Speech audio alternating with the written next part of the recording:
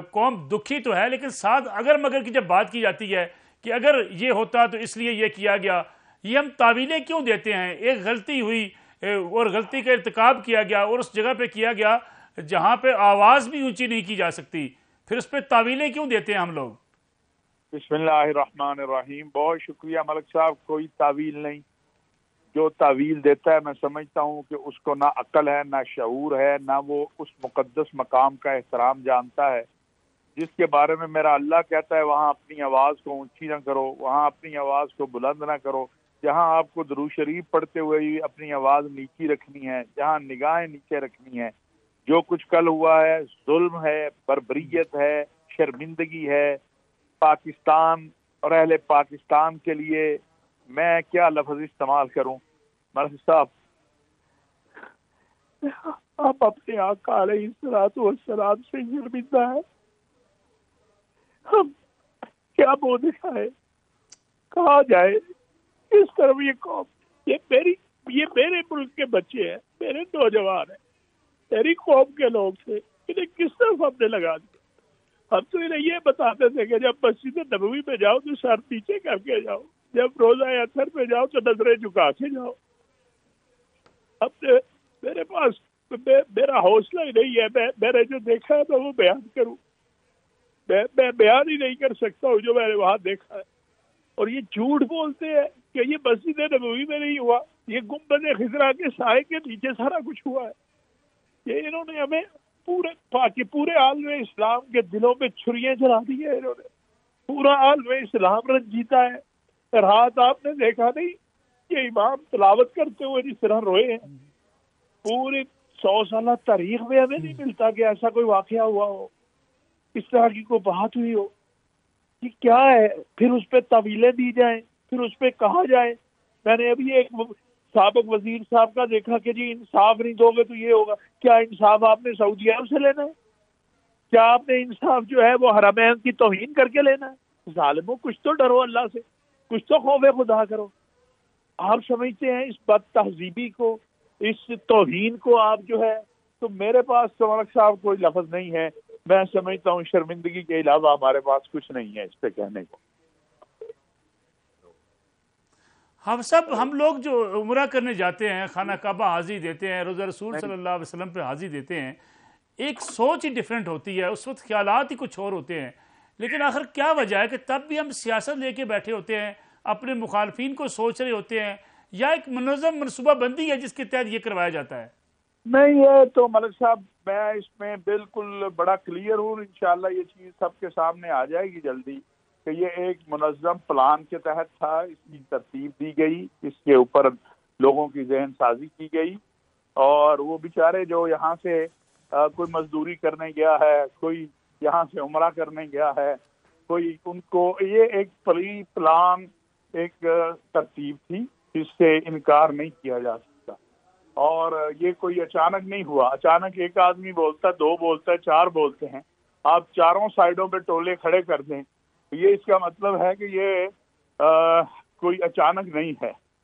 اور میں سمجھتا ہوں کہ میرے تو جو جذبات ہیں وہ ملک صاحب یہی ہیں کہ ہم اتنے شرمندہ ہیں اپنے آقا کے دربار میں. اللہ ہمیں معاف کر دے اور اللہ کے رسول صلی اللہ علیہ وسلم ہماری شفاعت کر دیں. وگرنہ جو کچھ کیا ہے یہ پوری پاکستانی قوم کو اجتماعی ہمیں اللہ سے معافی مانگنی چاہیے. اور جن لوگوں نے یہ کیا ہے، ٹھیک ہے، شہباز شریف صاحب کو گالیاں دیں یا کسی اور کو دی، وہ معاف کر دے گا. لیکن ایک سعودی عرب کا قانون ہے، اس کا ضابطہ ہے، وہ اپنے قانون کے مطابق ان کے پاس شواہد ہیں. ابھی انہوں نے اعلان بھی کیا ہے، لوگوں کو گرفتار بھی کیا ہے. اور یہ بھی دکھ ہے. میں وہ شخص ہوں جو ان کی رہائیوں کے لیے ایک گھر میں بھیک مانگتا ہوں کہ ان کو یار یہ ہمارے پاکستانی ہیں، جیلوں میں پڑے ہیں، ان کو مشکلیں ہیں. انہوں نے ہمیں اس قابل ہی نہیں چھوڑا ہم کسی سے بات کر سکیں، ہم کسی سے آنکھ ہلا سکیں. پورا عالم اسلام ہمیں پوچھ رہا ہے کہ تم نے کیا کیا ہے.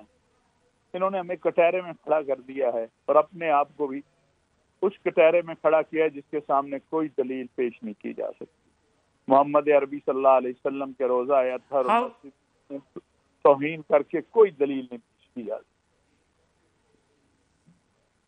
حافظ صاحب اگر ہم دیگر اسلامی ممالک کو دیکھیں وہاں حکومت بھی ہے اپوزیشن بھی ہے، مصر کے اندر جو کچھ ہوا جس حد تک اختلافات رہے، ترکی میں آپ نے دیکھا ایک گولن تحریک تھی، سارے لوگ عمرہ کرنے جاتے ہیں، ان کے اپنے اکابرین بھی عمرہ کرنے جاتے ہیں. بنگلہ دیش کی مثال آپ کے سامنے ہے، حسینہ واجد، خالدہ ضیاء کتنی مخالف تھی ایک دوسرے کے.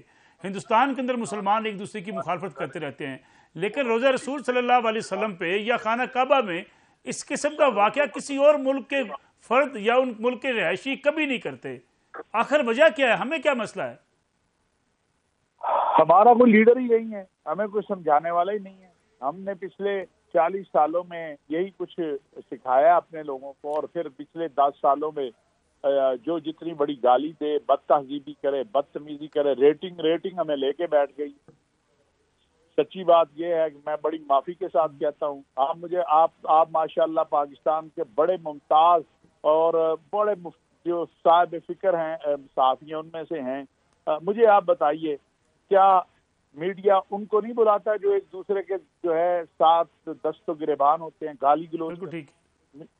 ریٹنگ کے چکر ہے. اب ہر کوئی یہ موبائل ہاتھ میں ہے، وہ سمجھتا ہے میں گالی دے رہا ہوں، میں جوتا ماروں گا، میں کسی کو گالی دوں گا، اب صبح میری ریٹنگ بڑی ہوگی، لوگ میری واہ واہ کریں گے. یہ گالی دینے والے 4 لوگوں کو جوتے لگے ہوں تو یہ انسان بن جائے. بدقسمتی ہے کہ ہم اس میں نہیں کر سکتے، اور ہماری قیادت کو اس طرف سوچنا ہوگا. پچھلے سال سیم دن عمران خان صاحب بھی ادھر تھے. انہیں مسلم لیگ نون کے لوگ نہیں ہیں وہاں، جمعیت کے نہیں ہیں، پیپلز پارٹی کے نہیں ہیں، کسی نے ان پہ آواز نہیں کسی. کیا پی ٹی آئی کوئی پاکستان کی یا دنیا کی ایسی جماعت بن گئی ہے کہ جس کو بالکل کوئی ہے ہی نہیں ہے کہ ہم نے آپ کیا زبان استعمال کر رہے ہیں؟ میرا تو اپنا جو گلہ ہے یا میں اپنا درد میں تو اللہ کے آگے ہی پیش کر سکتا ہوں. میں نے عمران خان صاحب کو 16 ماہ میں، ملک صاحب میں دعوے سے کہہ رہا ہوں، کوئی وزیر عمران خان صاحب کا آگے بتا دے کہ طاہر اشرفی نے سرکار سے ایک روپے کی مراعات لی ہوں. میں نے 16 ماہ جو سرو کیا، میں نے 11 سفر بیرونی دنیا کے کیے ہیں، اپنے پاس سے کیے ہیں، اپنے ملک کو، اپنی قوم اور اپنے وطن کو سرو کیا ہے، اور آئندہ بھی کروں گا. جب یمن کا معاملہ آیا تھا اس وقت بھی کیا. مجھے میری ماں، مری ہوئی ماں کو گالیاں دے کے، مجھے گالیاں دے کے، یہ تہذیب ہے تمہاری؟ میں چیلنج کر رہا ہوں، آج پی ٹی آئی کے سینئر وزراء آ جائیں میرے ساتھ پریس کانفرنس پہ بیٹھے کہ میں نے ان کی حکومت کو کچھ دیا ہے، میں نے اپنے وطن کے لیے دیا یا انہوں نے مجھے کچھ دیا ہے. میں ایک آزاد پاکستانی ہوں، ہماری ایک اپنی جماعت ہے، ہم کوئی غلام ہے کسی کے. ہم نے اپنے وطن کے لیے کیا ہے. آج شہباز شریف صاحب اگر یہاں آئے ہیں، اگر میں یہاں کوئی کردار ادا کر سکتا ہوں تو میں 1000 بار کروں گا. کیوں؟ وہ میرے وطن کے لیے اگر کوئی کام کرے گا میں اس کی تائید کروں گا، میرے دین کا کوئی کام کرے گا میں تائید کروں گا. اس کا مطلب ہے کہ میں آپ کی سوچ سے اپنی سوچ مختلف رکھوں تو میں نہ کسی کی مری ہوئی ماں جو ہے وہ باقی رہے گی، نہ کسی کا جو ہے وقار اور عزت باقی رہے گا. کیا کون سا رویہ ہے؟ میں آج عمران خان صاحب سے بڑے گلے سے کہنا چاہتا ہوں کہ خان صاحب، میں نے آپ سے 1 روپیہ نہیں کبھی لیا، میں نے کوئی 1 روپے کی مراعات نہیں لی. آپ کے کارکن جو ہیں، آپ کی سوشل میڈیا ٹیم جو اس وقت کمپین میرے خلاف چلا رہی ہے، آپ کے تو بچے انگلینڈ میں رہتے ہیں، ہمارے بچے پاکستان میں رہتے ہیں، ہمارے بیٹے اور بیٹیاں ہیں، ہماری رشتہ داری ہیں، ہمارے بہن بھائی ہیں. آپ کس طرف لے جانا چاہتے ہیں؟ آپ یہ آگ کس طرف جائے گی؟ کون روکے گا اس آگ کو؟ اگر کل وہاں مسلم لیگ نواز کا 100 لڑکا آ جاتا، یا جمعیت کا آ جاتا، یا کسی اور جماعت کا، تو کیا ہوتا وہاں پر؟ وہاں کیا دنگل لگتا؟ وہاں جو خون بہتا اس کا ذمہ دار کون تھا؟ تو بس کیجیے. ایک طرف اگر آپ رات شب دعا کر رہے تھے تو آپ کو آج سب سے پہلے آ کے پریس کانفرنس کرنی چاہیے تھی.